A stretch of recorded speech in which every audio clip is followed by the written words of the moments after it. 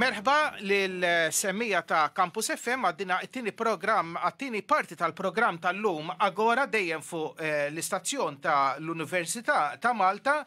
F'dina it-tini parti tal-program se nkunu qegħdin niddiskutu il-multikulturalizmu u in-nazzjon Malti. Sabiex niddiskutu dana is-suġġett jaħra anka fl-isfond ta' 3 membri tal-korp tal-Pulizija illi bħalissa edin jaffaċċjaw proċeduri fil-rati ta' Malta fuq attakki razzisti fuq numru ta' immigranti Maltin. Niftakru wkoll il-każ ta' dawk iż-żewġ soldati tal-Forzi Armati f'Malta illi filgħodu ħarġu jisparaw fuq min kien għaddej in-naħa ta' Ħalfar u qatlu lil Lasana, wieħed mill-immigranti li kien fil-ċentru tar-refuġjati tal-immigranti f'Ħalfar. Iġifieri anka wkoll naraw kummenti xenofobiċi anka fuq il-Facebook u mezzi soċjali oħrajn. Iġifieri din hija realtà li rridu niddiskutu. U sabiex niddiskutu aħjar dana is-suġġett għandi miegħi l-Imam Laj Ahmed Atif tal-Ahmadija Muslim Ġamat Malta, għandi l-Dr. Luke Buħaġar li huwa lettur fid-Dipartiment tal-Politika Pubblika u l-ġurnalist veteran ex-kap tal-taqsima tal-aħbarijiet tal-PBS Reno Buġeja. Grazzi li dal-ħodu dal-ħodu edin maħna hawnhekk fl-istudio. Ħanibda bik, Imam. Inti ilek Malta issa kemm ilek Malta? Kważi 14 sena. 14 sena, oriġinarjament mill-Pakistan. Ekku. F'dawn l-14 sena, issa insaftit ir-reliġjon u dak li tirrab inti bħala persuna illi tipprofessa l-Mużulmani ta' ġilda kulur differenti, però titkellem il-Malti tajjeb u aħjar minna. F'dawn l-14 sena ġieli soffrejt xi tip ta' antagonizmu jew inkella kummenti dispreċjattivi jew ħassejtek mill-quħ taħdem fis-soċjetà Maltija? L-ewwel nirringrazzjak għall-istedina tiegħek mill-ġdid. Bħala personali jien qatt ma ssib dawk il-sitwazzjonijiet għax jien persuna soċjali, jien persuna pubblika, jien nitkellem man nies, in-nies jafuni min jien u xi ideoloġija jew reliġjon jew femmijiet li għandi. Għalhekk naħseb dan għamel da farit aħjar għalija għalhekk ma sib dawn is-sitwazzjoni. Imma jien smejt li hemm nies oħra li sabu dawn is-sitwazzjonijiet għax ħafna drabi minħabba il-klur tal-ġild jew meta in-nisa jilbsu l-nisa Musulmani velu pereżempju, jew immigranti minn pajjiżi tal-Arab, jiġifieri. Huma xi drabi jiffaċċjaw dawn is-sitwazzjoni u kummenti razzisti u anke xi drabi anke il-klim ħorox, xi drabi anke swearing words kontrihom. Dan smejt ħafna li hemm jiġri dawn l-affarijiet. Naħseb l-aħjar punt huwa li hemm bżonn l-arfin, edukazzjoni u dialogu bejn is-soċjetajiet u komunitajiet differenti. U bħal programm tal-lum naħseb dan se jagħmel ħafna differenza fejn in-nies jafu li kull wieħed u kull waħda li jgħix f'dan il-pajjiż huwa membru ta' din is-soċjetà. Allura il-klur tal-ġilda jew il-differenza ta' twemmin jew anke il-fema politika dawn l-affarijiet ma jagħmlu lil ħadd aħjar jew inqas mill-ieħor. Aħna kollha bnedmin ġejna fi din id-dinja u ngħixu għal xi xiren ta' snin imbagħad nitilgħu. Għalhekk meta niffokaw fuq l-umanità ta' bajnietna naħseb din is-sitwazzjoni nistgħu neqelbu lejn xi ħaġa pożittiva.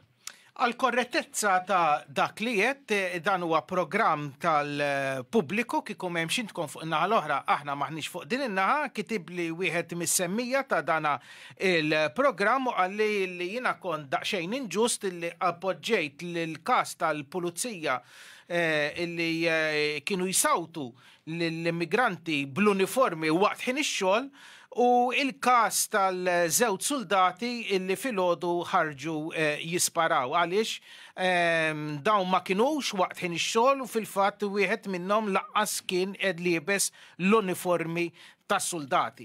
Jiġifieri fil-waqt illi l-aġir tagħhom huwa kundannabbli t-tnejn, pero il-żewġ każijiet bejn tal-pulizija u tas-soldati huma każijiet differenti minn xulxin. Dik hija l-korrettezza politika f'dan il-qasam.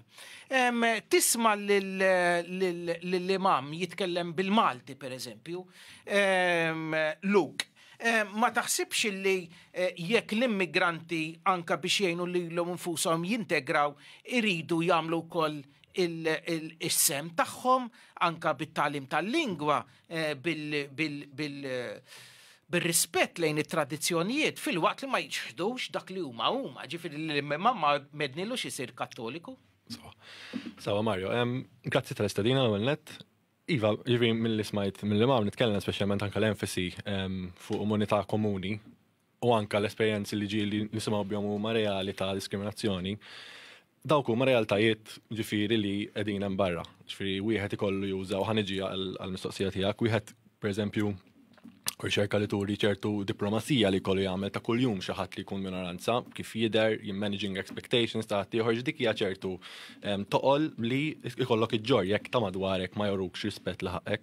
Issa ovvjament meta nitkellmu fuq il-multikulturaliżmu jew l-strateġiji interkulturali se nużaw biex ngħixu flimkien, dejjem trid tiġi min-naħa ta' kulħadd, min-naħa ta' nattivi biex nuża din il-kelma, min-naħa ta' immigranti ta' diversi tipi, etc.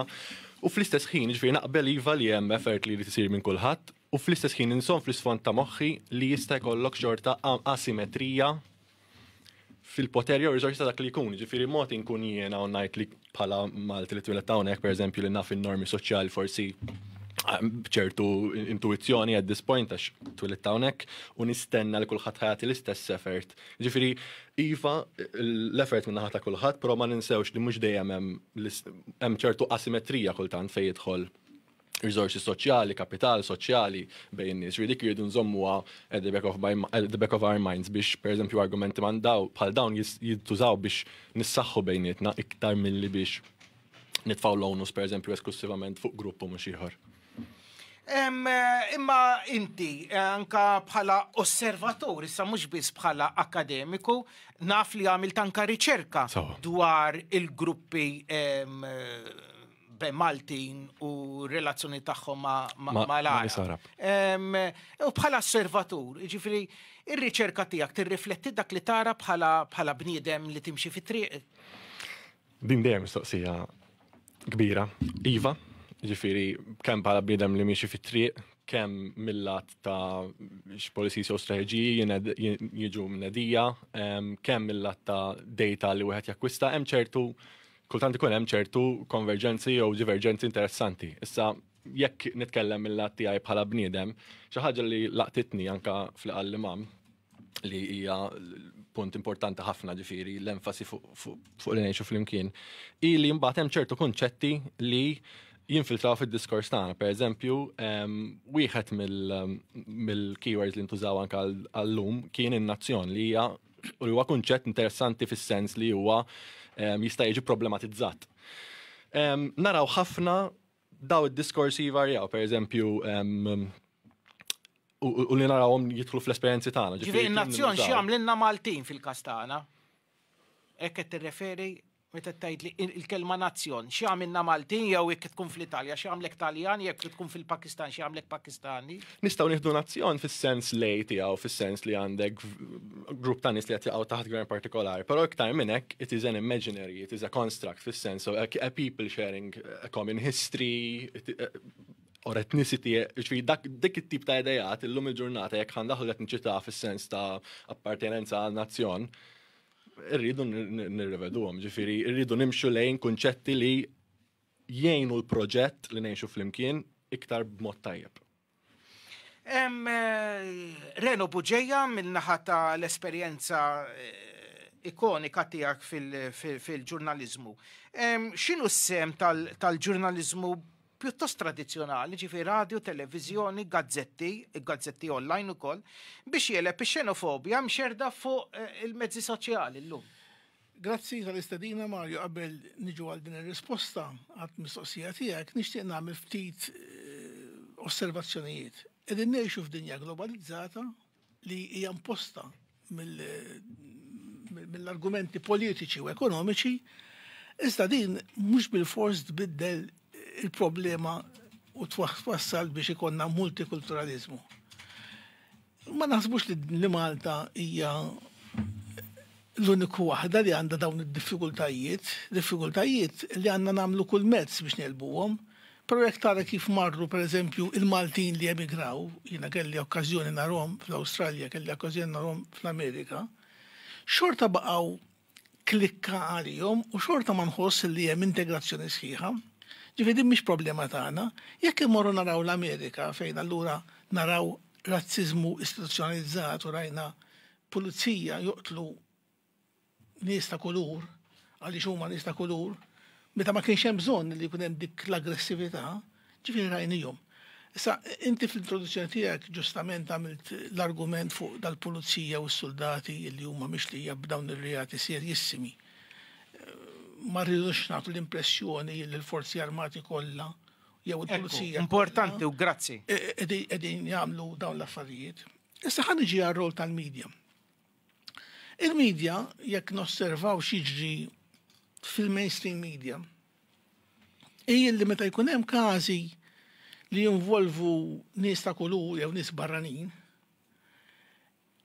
għas isemmuhom fil-qorti u jippruvaw il-comment board tan-nies jaqta'wa biex ma jkunx hemm dawn il-kummenti. U naħseb li hija policy tajba. Jiġifieri għandek ħafna keyboard warriors bid-dar li huma esperti fuq kollox u jikkummentaw fuq kollox. Però x'tagħmel mainstream media llum mhux daqshekk importanti għaliex għandek mezzi oħrajn soċjali li hemmhekk ma tantx għandek kontrolli. U l-liġijiet li għamilna f'dal pajjiż fuq il-hate speech u ħaġa oħra maħniex napplikawhom b'dik ir-regolżità li hemm bżonn biex inneħħu das-sentimenti. Però jien l-aktar li jinkwitani mhux is-sentimenti tan-nies għalkemm nixtieq li jinbidlu, huwa aktar dak li insejjaħ razziżmu istituzzjonalizzat. Jien pereżempju m'għandix riċerka, però għandi sensazzjoni li s-sentenzi fuq il-barranin fil-qorti tagħna huma aktar severi milli jkunu fil-Maltin. Din akkuża serja. Jiena qed m'għandix riċerka u għalhekk għamilta, però aħna ngħixu tal-pajjiż u nsegwu affarijiet. Issa jiena qed ngħid li il-barranin li jiksru l-liġijiet għandna nkunu severi magħhom u anke jekk hemm bżonn inkeċċuhom il-pajjiż m'għandix diffikultà. Għandna sitwazzjoni ta' two ways, two measures, Luke. Mela, li għarjelu minn żewġ punti, l-element ta' ekonomija globalizzata, ħanġi għal-risposta, u l-element ta' razzismu istituzzjonalizzat. Xi ħaġa fejn jidħol two ways, two measures, hija naħseb li hemm two ways, two measures, mhux naħseb li hemm, u din toħroġ minn riċerka fis-sens ta' public opinion, fis-sens ta' meta tkellem minoranzi u jgħidulek fuq razzismu istituzzjonalizzat, però huwa kliem ukoll ġifieri systemic racism hija frażi li tintuża fl-anti-strategy, anti-racism strategy li tkopri sa' 2023 tal-gvern. Ġifieri, il-problema hija kbira sal-punt li qed tinfiltra fid-diskors miktub. Biex meta naslu sa dak il-punt, għandek kwistjoni ta' razzizmu li parti minnu hija istituzzjonalizzata. Ġifieri, u mhux jien qed ngħidu dan, ġifieri qiegħda miktuba, ammissjoni essenzjalment. Dik waħda, ir-riċerka tiegħi fuq l-opinjoni pubblika, ġifieri jien għamilt riċerka mal-komunitajiet Arab f'Malta u mal-Maltin x'jaħdbu fuq l-integrazzjoni tal-Arab f'Malta. U isma' ħafna femiet fosthom ġifieri l-argumenti li kien hemm magħmulin minn ħafna komunitajiet differenti Arab kienu l-importanza ta' għalkemm li hija sfida li ngħixu flimkien, ċertu reżistenza min-naħa tal-Maltin u anka dak li ngħidulu de-essenzjaliżmu, jiġifieri għati kas l-individwu, għati kas il-partikolaritajiet tan-nies ma nirduċu l-ħadd tal-kultura, jew għal-reliġjon, jew għal-fema oħra, il-nies huma komplessi. Ġifieri jiena nistudja l-opinjoni pubblika, niddejjaq però naraħħa in isolation, ġifieri jekk nieħdu affarijiet bħal ċertu reklutax kif isiru wkoll, ġifieri dawn l-affarijiet iridu nagħtu kasom li kien hemm rapportat minn għalija kważi xahar ilu fit-Times fuq nies li jiġu recruited minn recruitment agencies b'ċertu kontratt u mbagħad ikollhom ċertu kondizzjonijiet jaslu hawnhekk dawk jinbidlu. Ma tantx għandna klima, ekoloġija fejn dak ħajkun imħeġġeġ. Reno semma l-medja u semma l-istituzzjonijiet. Inti qed tissemmi anke l-employers, anke l-impjegaturi. Il-klima. Li jagħmlu. Kemm ħajħorġu rapporti, riċerki, aħna drabi ħafna akademiċi nagħmlu riċerka tagħna u tidħol fiha hekk għandek tagħmel għax iridu nagħtu output li jagħmel sens u jkun bis-sens għas-soċjetà. Meta tibda tara imma ċertu anka patija minn amministrazzjonijiet differenti fuq 20 ta' snin fuq dil-kwistjoni. Mela ħan nitkellmu fuq amministrazzjoni, ma mhux ta' Malta. Għamel riflessjoni żgħira jippermettili. Ħan komplu ta' xejn din, Reno, u għax irid indaħħal lill-imam. Angela Merkel bħala kanċillier tal-Ġermanja li ħallet legat kbir, ħallet affarijiet li għadna nitalmu minnhom, din kienet persuna li ħaddimet ħafna favur il-multikulturalizmu, imma l-aħħar tal-karriera tagħha ammettiet li l-multikulturalizmu fil-Ġermanja ma ħadimx. U waħda mir-raġunijiet, pereżempju, hija illi ġabet illi pereżempju l-immigranti ma għamlux dak l-isforz li għamlu l-istituzzjonijiet taħt Angela Merkel biex jintegraw fosthom it-tagħlim tal-Ġermaniż, pereżempju.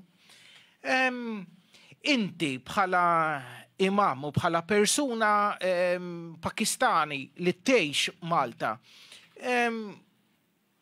qed isir biżejjed reach out, qed isir biżejjed sforz min-naħa tal-persuni barranin biex jintegraw jew nkella dawn komdi jgħixu ġa ghettos soċjali għalihom. L-ewwel id-dinja saret kif semma Sur Reno wkoll villaġġ globali. U anke fa' pajjiżna hawnhekk insibu nies minn kull rokna tad-dinja. Hemm insibu nies ta' twemmin differenti, kuluri differenti, razzes differenti u minn nazzjoni differenti. Illum naħseb il-punt mhuwiex li tkellmu dan il-kunċett huwa fattibbli jew le. Naħseb il-punt huwa li dini saret realtà li issa punt huwa li kif nistgħu ngħixu fil-paċi u fil-ħabiberija u fil-armonija fid-din id-dinja jew fis-soċjetà multikulturali. Jekk ma ħdimx fi Ġermanja dan ma jfissirx li ma nkomplux naħdmu f'dawn il-linji, għax jekk huwa sfida huwa ikbar, allura iktar sforz hemm bżonn. Ma nistgħux neqelbu din il-kunċett, issa dinja saret. Kull pajjiż huwa multikulturali, jekk mhux kull hemm ħafna pajjiżi li hemm huwa multikulturali. Issa flimkien naħseb huwa bżonn biex insibu mezzi toro. Ġivinti għettajt memx alternativa? Le, din hija realtà. Din hija realtà memx alternativa. Imma f'pajjiżna jekk nitkellem fuq kuntest lokali, iva hemm bżonn iktar xogħol biex isir minn żewġ naħat mill-awtoritajiet u anke l-immigranti. Ħafna drabi isir, ħafna drabi l-immigranti li jiġu huma ikunu fi situazzjoni diffiċli biex jgħixu to meet their ends.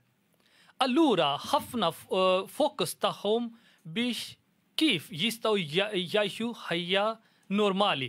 Allura jekk il-gvern u l-autorità jaħdmu biex dawk in-nies jiqfu fuq saqajhom, allura imbagħad flimkien komunitajiet differenti, soċjetajiet differenti mal-autoritajiet. Naħseb jekk naħdmu fil-imkien, naħseb nistaw. Imam, irrid ngħidlek illi anka niċċaraw ma' semmija, li meta nitkellmu fuq immigranti, ma' nix nitkellmu biss fuq l-Arab jew l-Afrikani jew il-Musulmani, ma' qed nitkellmu wkoll għal economic migrants, ġifieri l-komunità tal-Bulgari, il-komunità tal-Montenegrin, il-komunità tas-Serbi f'Malta. Ġifieri dan ma jiffurmawx ghettos, dak li qed tajt inti imam, ġifieri huwa applikabbli għal kull razza essenzjalment. Reno l-ewwel irid tajt xi ħaġa, però waqafti. Irid tajt għamilt referenza għall-employers. Jiena ngħid li l-Maltin per se mhumiex teknikament razzisti, aħna fl-istorja tagħna għexna ma' kull ġens. Kenna l-ħakma Ingliża kien hawn eluf ta' soldati Ingliżi. Meta kellna l-kavallieri kien hawn minn nazzjonijiet hawnhekk, jiġifieri kollha hawnhekk. Imma inħolqod di sitwazzjoni li ġejja minħabba l-kwistjoni tal-economic migrants. Jien ngħid l-ekonomija tagħna bir-ritmu li għaddejja ma taħdimx jekk ma jkunx hawn dawn l-immigranti. Jiġifieri u bil-fertilità u bir-rata ta' fertilità baxxa li min ħajjoħsib id-djar tal-anzjani, min ħajjiġbor iż-żibel, min ħajjagħmel xogħol fil-kostruzzjoni. Ma jsirux dawn ix-xogħol kieku m'hawnx il-barranin, però naħseb l-antipatija ħalli npoġġija flok ngħid razziżmu, ngħid antipatija l-barranin li qed tinħoloq fis-soċjetà tagħna u forsi għandha daqsxejn element ta' ġustifikazzjoni din, mhux niġġustifika imma għandha hemm daqsxejn ta' sens fija illi ħafna jaraw dawn l-emigranti li ġejjin minn pajjiżi tat-tielet dinja u pajjiżi inqas żviluppati minnha bħala teddida l-impjeg tagħhom u għall-livell tal-għejxien tagħhom. Għaliex l-impjegaturi kif għajt inti dejjem jridu iktar ħaddiema, bżonn joħorġu iktar viżi, orajt kollu sew. U jbaxxu l-pagi mħabba Jbaxxu l-pagi, ma jagħtux overtime, u allura qed jaffettwaw il-kundizzjonijiet tal-għejxin u dik qed toħloq qed tikkontribwixxi għal da sentiment razzista. Dak li qed jgħid Reno, Luk, jirriżulta anke mir-riċerka tiegħek, jiġifieri is-sentimenti bejn l-Arab u l-Maltin li jgħixu fuq l-istess gżira? Mill-lat li kondizzjonijiet ta' xogħol jaf jaffettwaw relazzjonijiet bejn nies, pereżempju? Jew sentimenti oħrajn. Biex ngħid isu s-sejbit prinċipali u isu nippreferi nibqa' fuq is-sejbit prinċipali anke bħala komunikazzjoni kienu dawk li semmejt, però mill-lat ta' kondizzjonijiet ekonomiċi, iva, hemm riċerka li tuħu ċertu tensjonijiet minn dak il-lat. Li rrid inżid forsi hu li għalhekk anke kif qed tisforġi diskussjoni dejjem isu għandna stedina oħra biex ma narawx il-multikulturalizmu on its own. X'inhu l-multikulturalizmu essenzjalment? Mela jien nispjega. Ġifieri huwa stat li għandek kulturi jew differenti.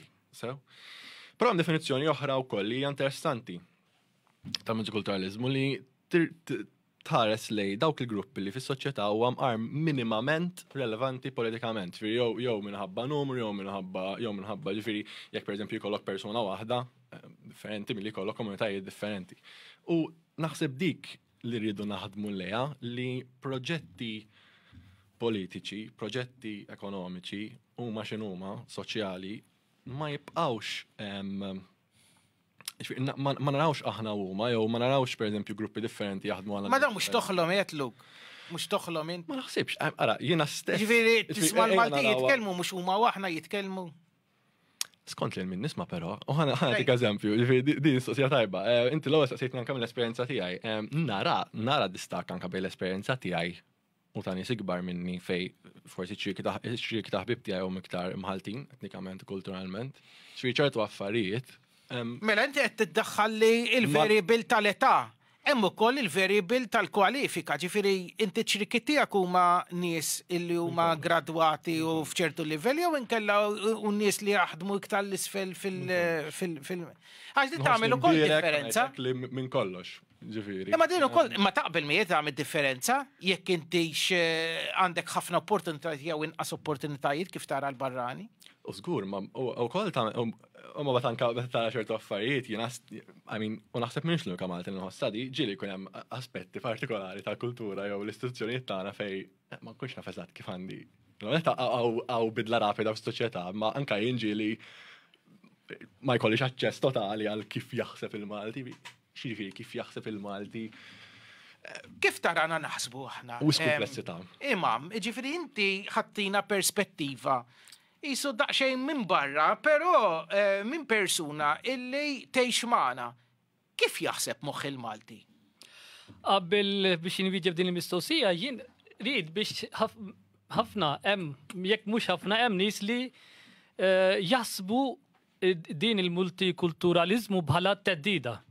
Jien irid biex inpoġġi xi ħaġa l-oħra li kif nafu li kull fjura għandha riħa jew diżin jew kulur differenti, uniċi tiegħu. Imma meta nagħmlu buke, dan jidher l-isba. Varda hija skont il-kultura tiegħi huwa ngħidu ir-re tal-fjuri. Imma jekk huwa waħdu. Imma fil-buke qed jidher juri anke ir-riħa, anke l-kulur, anke the attraction dak li huma tagħhom huwa ħafna u ħafna ikbar. Naħseb id-diversità, il-multikulturalizmu hija mhix teddida, imma dan jagħmel is-soċjetà iktar kompetittiva, iżba and attractive. Sabi flimkien nittalmu mix-xulxin. Għax hemm kull bniedem naħseb. Imam, l-istqarrija tiegħek tal-fema tad-diversità qiegħda sinkronizzata eżatt ma tal-Unjoni Ewropea, ġifieri unità fid-diversità. Ekku. Imma f'dal kuntest ta' diversità, moħħ il-Malti kif taraħ jaħseb? Kif tarana naħsbu aħna? Iva, kif qabel inti hemm nies tal-edukazzjoni livell ta' edukazzjoni differenti. In-nies li huma edukati ħafna, li għandhom esperjenzi pożittivi, li għandhom għarfin biżejjed, li għandhom iktar visa jaraw is-sitwazzjoni, iktar visa jafu is-sitwazzjoni tal-pajjiż, huma jaħsbu b'mod pożittiv. Imma n-nies li m'għandhomx daqshekk edukazzjoni jew m'għandhomx exposure daqshekk tal-informazzjoni, huma jaħsbu b'mod negattiv li huma dejjem jaħsbu li din hija teddida għalihom, dan se jieħu il-post tax-xogħol tagħhom, anke se jbiddlu il-kultura Maltija, hemm ukoll jaħsbu li jekk ġew barranin jan bil-fors jbiddlu it-twemmin tagħhom, jiġifieri hemm ħassib. Din l-idea ta' invażjoni. Ekku. Reno, din l-idea ta' invażjoni, ġifieri aħna għadna ngħixu fi żmien l-assedju kbir hekk dak it-tejn. Għandna sens ta' assedju, mela. Però meta ħanitkellmu fuq multikulturalizmu, u jiena kif taf inti iktar kont nagħmel mistoqsijiet milli wieġeb. Tajba di, tajba. Ħanagħmel mistoqsija importanti fid-diskussjoni. Jekk irridu vera il-multikulturalizmu iseħħ, jien għandi dubju tiegħi jekk jistax iseħħ, għandhom il-barranin li jħallsu t-taxxi hawnhekk ikollhom il-vot u jiġbu intom. Ekku, di waħda minnhom u l-oħra hija meta ħanaraw l-ewwel Musulman pulizija pereżempju, jew soldat. Min-naħa tiegħi naħseb il-mistoqsija hija tajba u jien bħala persuna li noqgħod hawnhekk għal 14-il sena u naf is-soċjetà Maltija sew, naf il-politika, naf il-kultura, naf il-lingwa, naf kollox, allura naħseb ikolli dritt biex nivota lil min irid. Naħseb din hija dan għandu jkun għax jekk il-persuna ma jaf xejn dwar il-kultura jew informazzjoni m'għandux, hija sitwazzjoni oħra. Imma persuni bħali hemm mhux jien uniku, hemm ħafna oħra naħseb. U mhux tivvota biex toħroġ għall-elezzjoni. Mela, huwa għandu jkun id-dritt tal-vot u anke jekk xi ħadd irid biex joħroġ u jagħmel jieħu parti mill-elezzjoni. Għax min-naħa tiegħi jekk nitkellem personali jew fil-isem tal-komunità Ahmadija, mill-bidu li komunità tagħna waslet f'dan il-pajjiż, aħna dejjem noffru u niktbu u nissuġġerixxu ħafna affarijiet li huma jagħmlu ġid għall-pajjiż. Anke fil-politika, fis-soċjetà, fil-qasam tal-edukazzjoni, fil-qasam tal-volontarjat. Kull fejn hemm bżonn, aħna għandna opinjonijiet, aħna għandna informazzjonijiet, għandna wkoll esperjenzi. Allura, għaliex le najnu l-pajjiż, l-soċjetà b'dawk l-informazzjoni, b'dawk l-opinjonijiet u dawn l-esperjenzi sabiex nuħolqu ġid fl-imkien. Għajjek inħallu barranin fin-naħa u V&D, allura din il-osma li hemm, sfortunatament hemm ukoll fuq pajjiżna, dan ma jgħinx biex namlu integration biex jaħdem. Allura jekk aħna jridu biex dawn il-multikulturalizmu jaħdem, integration jaħdem, allura huwa importanti li nafu wkoll acknowledge il-ħidma tal-dawk in-nies li jaħdmu f'dan il-pajjiż fuq ħafna suġġetti varjati fil-qosma differenti. Il-perspettiva ta' socio-psikoloġista. Naqbel ma qal l-imam u naħseb li anka biex imur għal-mistoqsija tal-voti, iktar ma jkollok il-voti f'mix fruxin, din xi ħaġa rdu nsomma d-back of our minds, naħseb li inti qed tifrex essenzjalment il-poter meta tifrex il-vot. Mela qed għaliex hija xi ħaġa tajba dik. L-oppost tal-multikulturalizmu jista' jkun soċjetà iktar monolitika, iktar l-istess sew. Qatt ma tkun l-istess għal kulħadd, dik dejjem ħajkollok grupp dominanti. Ġifieri hemm riski kbar soċjetà monolitika wkoll li kultant, pereżempju, twaqqaf ċertu bidliet milli jsiru. Jew tkun qed takkes. Xorta jkollok l-elit. Xorta għandek elit, xorta għandek ċertu problemi li huma ħajtek ta' oppressjoni lej ċertu gruppi. Ġifieri di l-firxa ta' voti hija xi ħaġa li hija importanti. Hemm ukoll l-aspett li toħroġ magħha fis-sens li hemm ħafna eżempji ta' integrazzjoni u ħarġet anke fir-riċerka tiegħi. Ma nisa Arab f'Malta li jgħixu f'Malta u li hemm ħafna eżempji ta' integrazzjoni sbieħ jekk ħanużaw il-kelma integrazzjoni on an everyday basis, ġifieri n-nies jiklu flimkien, jgħinu xulxin, whatever. In-nies jgħixu fis-sens paying respect to each other, etc. Li ma joħorġux. Li m'għandhomx daqshekk rappreżentazzjoni fil-mezzi tax-xandir, pereżempju, jew fi bnadi oħrajn, mhux li m'għandhom xejn, li ma jkollhomx daqshekk. U naħseb iktar ma jkollna firx anka fl-idejat, daw jibdaw joħorġu. Ħanajtek biex nuża kelma l-poter jinfirex, jiena ma naħħix xi ħaġa ħażina. Però inti qed tgħid li l-poter jinfirex, imma mhux hekk qed jaħsbuha, ġifieri il-Prim Ministru tal-Ungerija, Viktor Orban, il-Prim Ministru, il-Premier il-ġdid Taljan illi ħadet il-ġurament il-bira, Giorgia Meloni, dawna jħadmu politika ultraleminija, ġifiri, u ma tantx jemnu fl-integrazzjoni. U dak il-movement qed jikber. U da sentiment qed Ġifieri jekk naraw qed jiġri fi Franza, jekk naraw xem fil-Polonja, jekk naraw xem anka l-Iżvezja.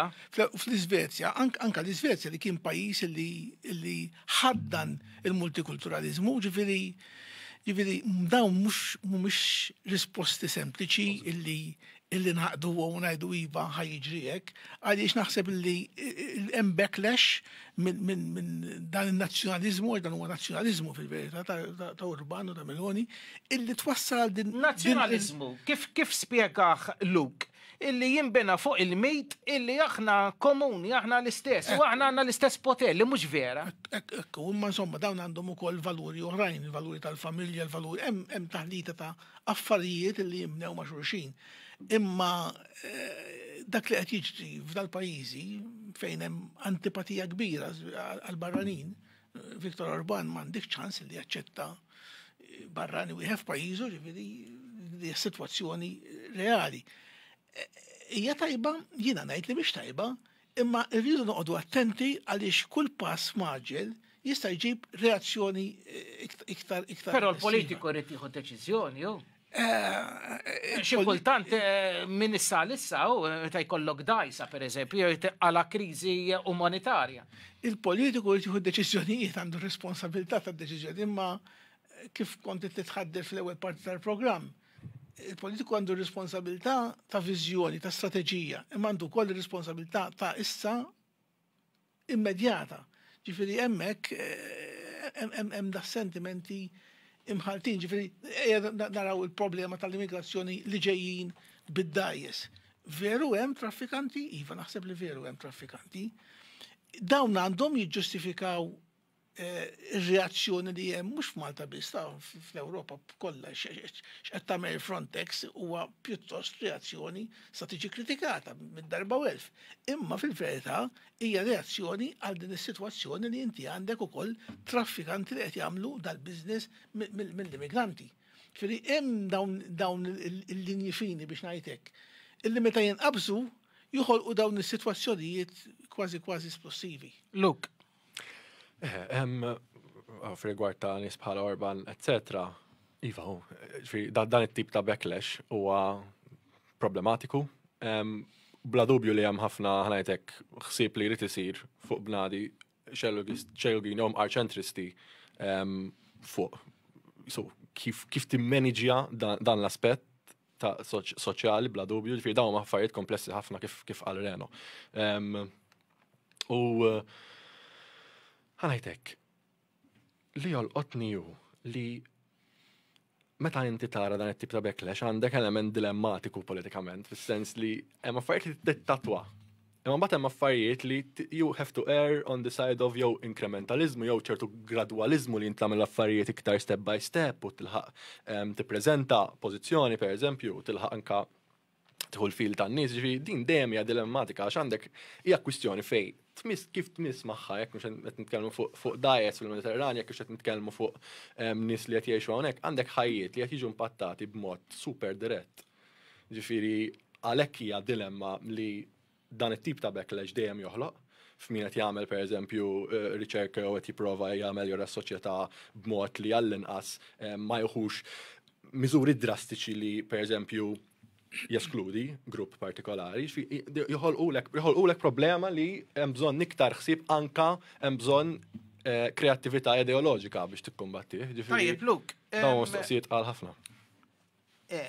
Imam Ahmed Atif tal-Ahmadija Muslim Ġamat Malta, naf li inti ġejti mistieden pereżempju li tikteb fuq il-gazzetta tal-Azzjoni Kattolika, waħda mill-eqdem gazzetti f'Malta, l-Leħen, dik li qabel kienet il-Leħen is-sewwa, mela għandek imam Musulman li qed jikteb f'gazzetta Kattolika. Intkom bħala għaqda Musulmana, meta pereżempju l-gvern joħroġ white paper fuq xi liġi ġdida, pereżempju jinnaf bħalma kellna l-liġi tal-dekriminalizzazzjoni ta' droga, tal-kannabis, etc. Intkom bħala reliġjon Musulmana toffru wkoll anke il-feedback tagħkom f'dawn il-position papers? Sallum il-gvern meta tagħmel xi liġi ġdida qed dejjem it consults biss il-moskja taraħ il-ġdid l-imam. Naħseb il-gvern għandu wkoll meta hemm liġi għandu biex ukoll jieħu ħsieb tal-komunitajiet differenti li jħaddnu r-reliġjoni Iżlamika. M'hemmx il-komunità waħda biss, imma hemm komunità differenti. Sallum il-gvern qatt ma does not consult us, imma jekk xi darba il-qudiem fuq xi liġi il-gvern irid biex natu semna wkoll, aħna dejjem lesti b'qalb kollha biex natu semna. Intkom tkunu wkoll fil-fira tal-ktieb, pereżempju, fil-festival tal-ktieb. Iva fil-fira tal-ktieb ukoll aħna dejjem nieħdu sem sabiex hemm ukoll isir diversità għax ħafna drabi in-nies qed they judge the book from the cover. Aħna jridu nkunu hemmhekk sabiex ngħidulhom nofruhom opportunità li jaraw il-kitib ġewwa. Għax hemm pubblikajna diversi kotba żgħar sabiex bil-Malti u bil-Ingliż iktar huma bil-Malti. Sabiex in-nies jaraw ukoll għax meta aħna nifformaw l-opinjoni minn barra biss hija opinjoni differenti, imma meta nidlu ġewwa il-kitib dan ibiddel il-fema tagħna. Għalhekk aħna il-komunità Ahmadija aħna nemnu li meta hemm ngħixu fi xi pajjiż huwa importanti li nuru rispett lejn il-liġi tal-pajjiż, lejn il-kultura tal-pajjiż, lejn ir-reliġjon tal-pajjiż. Imma fl-istess mod il-lokal huma wkoll di acknowledge, rikonoxxu il-naħa l-oħra sabiex fil-imkien najxu fil-paċi u fil-imħabba u namlu id-dialogu, nxerdu l-arfin, qed niddiskutu xandir. Hemm isir biżejjed fuq xandir nazzjonali jekk nitkellem? Le, hemm bżonn iktar għax ħafna drabi nismaw l-aħbarijiet li huma negattivi jekk xi ħadd barranin għamel ħażin huwa isir headline. Imma jekk xi ħadd jagħmel ġid għas-soċjetà ma nismawx. Għaliex? Jekk anke naħseb hemm bżonn ħafna biex isir sabiex noħolqu l-ġid għas-soċjetà. Noħolqu paċi l-imħabba. Kien l-imam għajjem ukoll realtà oħra li s'issadna ma tkellemniex. Għax ħafna drabi nitkellmu kif għall-imam għas-sendem, ġifi l-Malti l-barranin. Però l-barranin bħal Maltin mhumiex grupp omogeniku, ġifi mhux grupp l-istess. Fil-soċjetà musulmana f'Malta, pereżempju, għandek gruppi differenti. Ew qed jgħid għandek l-imam tar-raħal ġdid li huwa qisu l-uffiċjali u mbagħad għandek l-imam tal-ġamat f'Malta. Aw imams oħrajn? Lessa sissa żewġ imami. Żewġ imams. Imma hemm komunitajiet li għandhom il-mexxej tagħhom li qabel kien pereżempju fil-Furjana kienu jitolbu, imma hemm komunitajiet differenti li jridu biex ukoll jagħmlu parti mid din id-diskussjoni.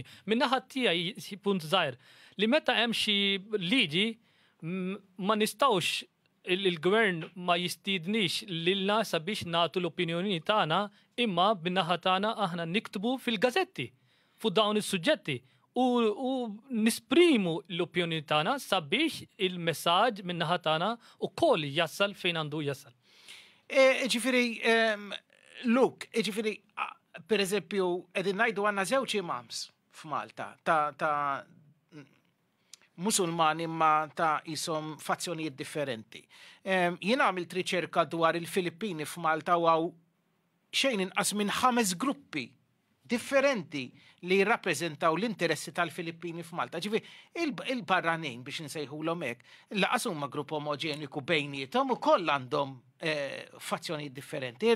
Is-sitwazzjoni tkompli tikkomplika ruħha. Użgur, ġifieri fil-komunitajiet musulmani, komunitajiet anka oħrajn, ġifiri, nistgħu nieħdu l-Knisja stess f'Malta, ġifiri, ukoll ħafna gruppi differenti. U fil-fatt hemm ċertu affarijiet li jkunu sbieħ kan il-darba bej pockets tal-Knisja, mhux il-Knisja necessarjament as a whole, pockets tagħha u komunitajiet minoranzi anke ta' reliġjonijiet oħrajn li għamlu affarijiet flimkien, ġifieri daw attivitajiet li naraw. Issa hawnhekk tidħol kwistjoni ta' enfasi, naħseb. Hija realtà umana li dejjem għandek id-differenza. Ġifieri kulħadd, ovvjament. Anka forsi il-kelma imam mhux tfisser fil-komunitajiet differenti, ġifieri dejjem se jkollok daw it-tip ta' differenzi li hija differenti bħala kategorija minn fehmiet oħrajn, pereżempju fil-Kattoliċiżmu, ovvjament. Allura fejn jidħol l-enfasi? L-enfasi li jekk differenzi u m'hemmx omoġenejità, pereżempju għal il-komunitajiet minoranzi differenti hawnhekk, l-enfasi tkun dejjem fuq id-dialogu. Issa, din tapplika wkoll għal majority groups biex nuża din il-kelma. Ġifieri nies li huma jew bħala perċentwal jew minħabba saħħa politika li f'dal-każ, fil-każ ta' Malta huma ħafna drabi s'issa il-Maltin nattivi li għandhom dik ċertu rappreżentazzjoni, hemm ukoll għandek ċertu differenzi u dialogu jrid ikun anka across all groups to different degrees, għax ma sax toqgħod titkellem il-ħin kollu. U għandu l-limiti tiegħu id-dialogu fis-sens li mbagħad hemm ċertu affarijiet li jridu naqblu fuqhom, ġifieri mhux panasejja dan. Hawn min jisejja, Reno, inti kif edna, żokor ta' qed fix-xandi. Imma għaw min isostni li d-dialogu essenzjalment huwa paraventu, d-deċiżjoni tkun diġà tieħdet minn qabel. Ħadajdek aħna tal-pajjiż huwa l-pajjiż magħruf tad-dualizmi. Dualizmi fil-banda, dualizmi fil-politika, dualizmi kullum kien. Il-factionalizm li kien jitħaddet dwar l-imam joħloq saff ieħor ta' problemi għal multikulturalizmu, m'hemmx dubju. Fidi iktar ma jkun hemm da tip ta' asmiet, iktar ħajkun diffiċli li jkun hemm integrazzjoni. Nista' nżid xi ħaġa. Però mbagħad għalija differenza mhux bil-forsi hija problematika f'daw il-ġifieri mhux bil-forsi huma fazzjonijiet li qed toħloq problema sistemika fil-pajjiż. Imma jista' jkun li joħolqu diffikultajiet, ma tistax tmerija dik il-biċċa xogħol. Jista' jkun, eżatt. Issa għandu jkun li hemm xi ħaġa li huma ġid komuni, punti li huwa komuni bejn kulħadd naħseb jekk nifukaw meta nagħmlu dialogu dawn is-suġġetti li huma ta' ġid għal kulħadd iktar nifukaw fit-tajjeb minn ħażin jew fuq dak li jaqadna mhux li jagħmel differenza. Imma hemm differenzi li ma tistax tinjorhom. Ġifieri il-komunità Musulmana hija pjuttost issa ilha magħna aktar minn komunitajiet oħrajn, però ħajkonna niffaċċjaw sitwazzjonijiet simili għal-Hindi pereżempju, għal-Hindus li qed jiżdiedu. Dawn għandhom ir-riti partikolari tagħhom li m'għandhomx kif jipprattikawhom f'Malta. Ġifieri sa fejn ħanaslu biex nakkomodaw dawn is-sitwazzjonijiet diverġenti. Ġifieri hemm dawn. Sa fejn se naslu, Luke? Mistoqsija kbira. Fis-sens, kbira mhux fis-sens li ġifieri nakkomoda rid. Ma ħossniex qed nakkomoda, ġifieri jrid ikun hemm qafas li jirrikonoxxihom dawn. Ġifieri hekk m'hemmx, ġifieri. Però mbagħad ovvjament għandek il-kwistjoni ta' meta ċertu prattiċi ma jinqablux on a deep level. Bej komunitajiet differenti, ġifieri mhux biss bej il-majority group u l-minoranzi. Per eżempju, għandna ċertu Afrikani f'Malta illi għadhom jipprattikaw iċ-ċirkonċiżjoni illi dik ma tistax tagħmilha. Għaxa minn il-ġijiet apposta. Kemm fuq il-bniet iż-żar u kemm fuq il-subien. Jifieri hemmhekk hemm kwistjoni ta' liġi li dik tmur kontra il-liġi f'Malta, ma tistax tagħmel dak it-tip ta' interventi. Hemm eżempji differenti, ġifieri, u dejjem għalhekk imma hija kwestjoni ta' enfasi, ġifieri hemm il-liġi hemm ukoll komunikazzjoni. Ġifieri fis-sens dana ma tistax ġifieri tista' tieħu different approaches, right? Tista' tuża l-liġi pereżempju biex tajt li għedi tagħmilx eċetera bum. Jew kellha tista' tieħu dak l-ispunt biex alright, meta ta' ċertu affarijiet li jkunu jinnaf jekk nieħdu affarijiet fejn jitlu tfal li huma ħafna drabi fil-medja pereżempju taħloq diskussjoni, etc. Biex, u għalfejn l-enfasi, ġifieri, jekk naw anke l-Knisja f'Malta u affarijiet li joħorġu, ġifieri, differenzi kbar ġol l-Knisja stess fuq ħafna affarijiet, ġifieri, u they are deep, kif kultant naraw fil-medja, ġifieri fejn jkollok fazzjonijiet iktar liberali u fazzjonijiet iktar konservattivi li id-divide hija enormi. Allora dik hija differenza fejn id-dialogu jiġina bħala l-ewwel kelma f'moħħna. Imma mbagħad differenzi għal minoranzi l-ewwel kelma f'moħħna tkun fazzjonijiet. Hemmhekk l-enfasi li dħol naħseb jiġri. Allura jekk nibdew mill-punt li isma' hawn diversità profonda għal bin-nies. Kemm bħala individwu anke bħala komunitajiet li jirrappreżentaw, hemm ċertu attivitajiet li ġieli anke legalment in a particular place joħolqu ċertu mistoqsijiet jew jkunu jmorru kontra. Imma minn hemm tibda fejn sejrin bħala Mistoqsija waħda ta' malaj l-Reno. Il-Malti jaċċetta li pajjiżu sar pluralista? Jew il-Malti għadu joħlom illi pajjiżu huwa b'setta valuri għal kulħadd? Naħseb li il-pajjiż mhuwiex wieħed, ġifieri għandek ħafna nies għandhom opinjoni differenti, ġifieri għandek min jaċċetta u għandek min ma jaċċettax.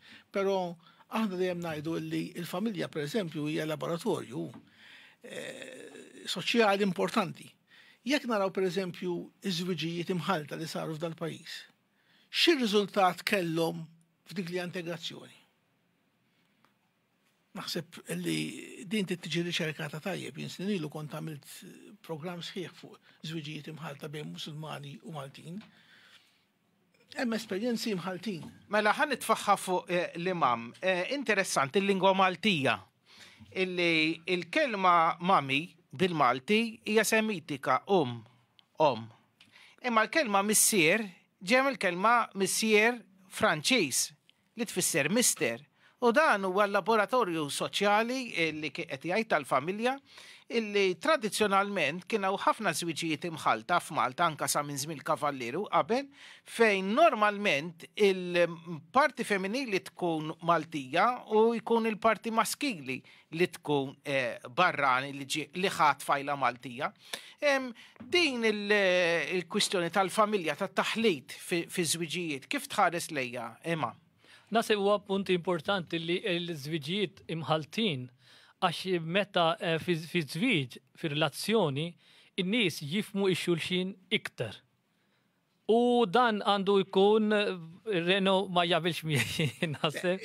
Kollok bil-kollox, Koll, imma fl-imkien, għax meta huma jgħixu taħt saqaf wieħed, allura huma jifmu il-advantages u disadvantages ta' din ir-relazzjoni. Għalhekk fl-imkien jekk huma għandhom rida tajba se jirbħu u meta se jkollhom tfal se jirrabbu it-tfal b'mod ħafna aħjar għax huma jafu it-tajjeb u l-ħażin ta' din ir-relazzjoni. Immanka dak il-fatt joħloq tensjonijiet għax normalment fil-Musulmani jgħidlek it-tfal iridu jkunu Musulmani.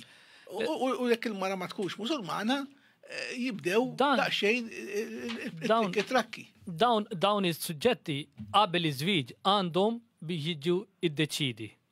Għax dawn huma mhuwiex wara iż-żwieġ qed joħolqu problemi jekk ir-raġel u mara jridu adulti biex iżewġu jekk jafu li għada jew pitada se jiġu dawk il-kwistjonijiet, allura għandhom biex jiddeċidu qabel iż-żwieġ sabiex għada meta jkollhom tfal ma joħolqux il-problemi għall-familja. Għalhekk naħseb huwa importanti li dawn l-affarijiet bejnietom jiġu jiddiskussi qabel iż-żwieġ. Il-perċezzjoni pubblika Luk hija normalment isa ma tantx favorevoli bejn żwieġijiet imħalta u l-Maltin jibżgħu speċjalment meta jkun hemm reliġjon differenti.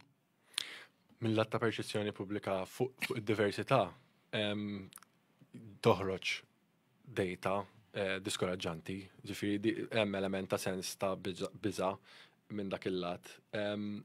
Hemm elementi wkoll li wieħed issa jrid jara sew u di se tkun xi ħaġa li ovvjament fil-futur ħofu li jkun hemm riċerka fuqha wkoll il-ġenerazzjonijiet li tilajn.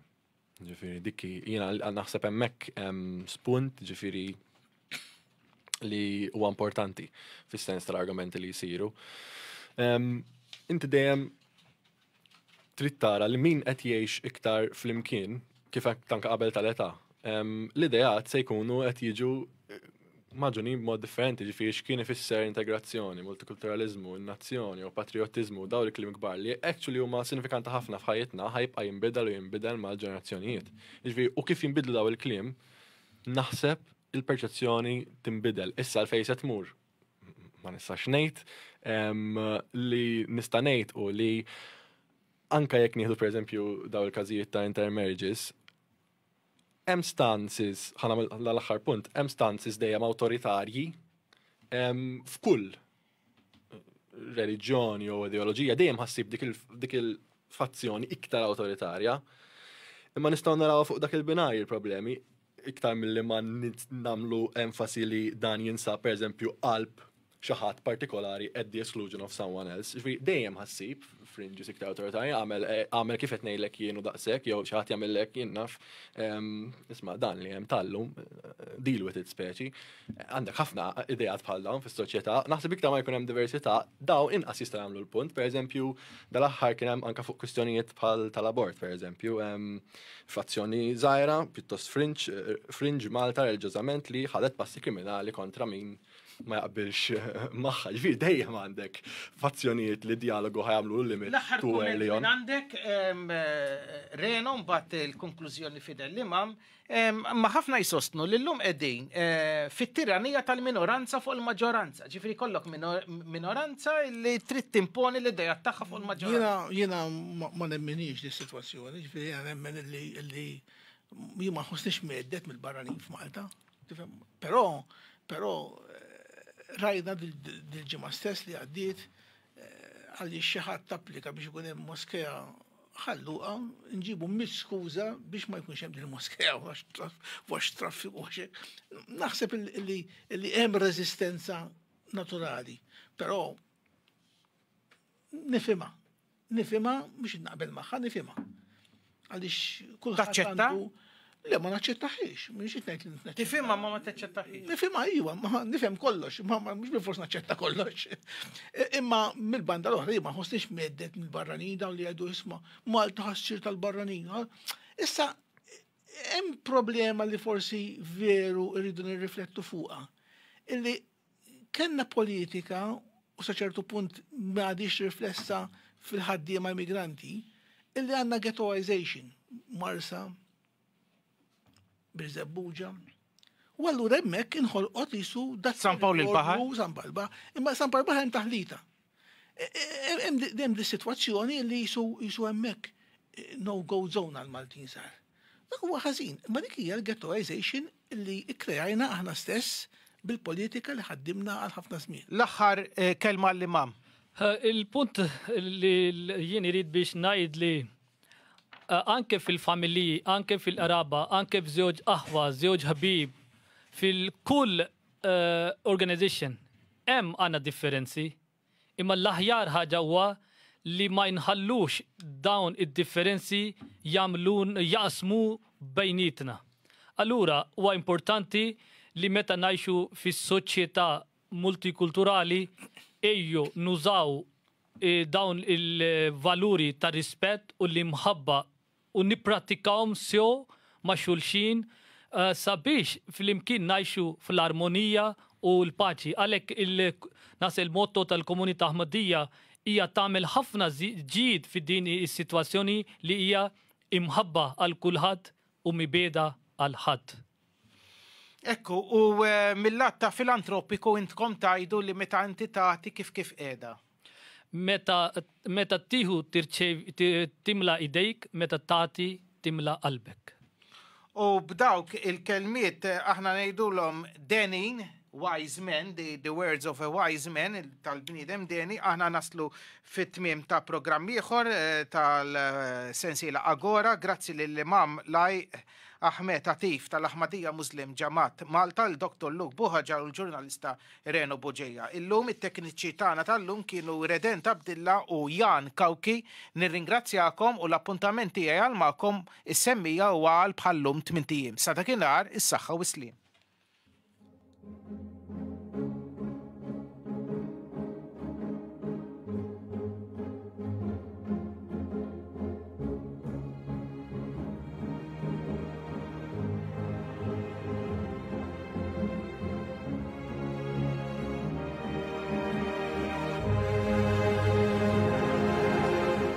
Għadek kemm smajt Agora, il-programm li miegħek jirrestawra il-politika u s-soċjetà. Mexxa d-diskussjoni fl-istudio Dr. Mario Tamez Vassallo, produzzjoni ta' Campus FM u d-Dipartiment tal-Politika Pubblika. L-appuntament tagħna għal miegħek huwa għas-sibt li ġej fid-9 ta' filgħodu.